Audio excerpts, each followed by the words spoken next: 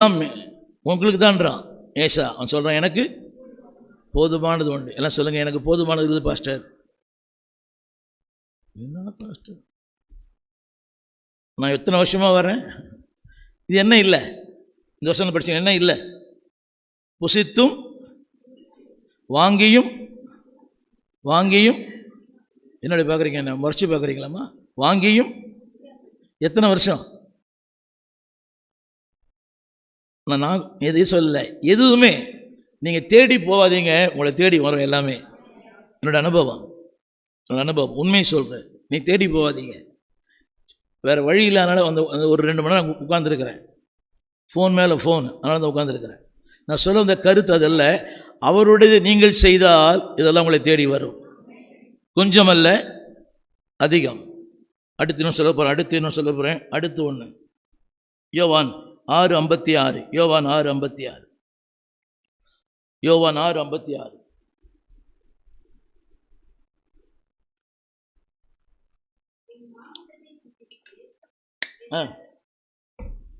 படிங்க.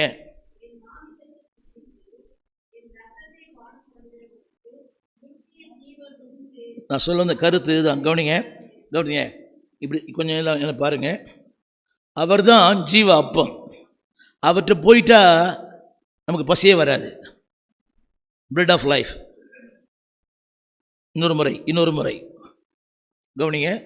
சொல்ல புசித்து, கவனிங்க, புசித்து, இந்த 2 வார்த்தை இங்கே வருது. புசித்து பானம் பண்ணு, ரெண்டுமே இங்கே வருது இல்லை? ரெண்டுமே இதில் வருது, ஆகாயில். புசித்து பானம் பண்ணுகிறவன். கவனிங்க, இதை இந்த மேன்மை புரிஞ்சவனுக்கு இதெல்லாம் அற்பமான காரியம் புரியவே இல்லை. பிரெட் ஆஃப் லைஃப் சொல்லுங்க. அவரே ஜீவ அப்பம்.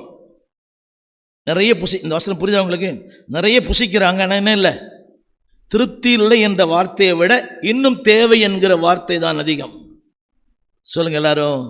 என் தேவைகள் யாவும் சந்திக்கிறவர், கர்த்தரின் மேய்ப்பராக இருக்கிறார். நான் ஆங்கிலத்தில் the Lord is my shepherd, I shall not want. எனக்கு குறைவு இல்லை. நம்புறீங்களா? ஐ நோ, உங்கள் ஏழ்மை தெரியும், வறுமை தெரியும், இல்லாமை தெரியும், எல்லாமே தெரியும். ஆனால் எல்லாவற்றை விட இது உண்மை. நீங்கள் புசிப்பீர்கள், எப்படி இருப்பீங்க? திருப்தியாக இருப்பீர்கள். நீங்கள் குடிப்பீர்கள், கம்பீரமாக இருப்பீர்கள். ஏசாயாவில் அவர்களோ மனமுறிவினால் அலறுவார்கள், நீங்களோ மனமகிழ்ச்சியினால் கம்பீரிப்பீர்கள். ஏன் தெரியுமா? உங்களுடைய முக்கியத்துவம் எதுக்கு தரீங்களோ அதான் நீங்கள். நான் காலையில் கூட சொன்னேன், ஆண்டவருக்கு முக்கியத்துவம் கொடுத்தீங்கன்னா நீங்கள் ஆண்டோடைய பிள்ளைகள். சாப்பாட்டு முக்கியத்துவம் கொடுத்தீங்கன்னா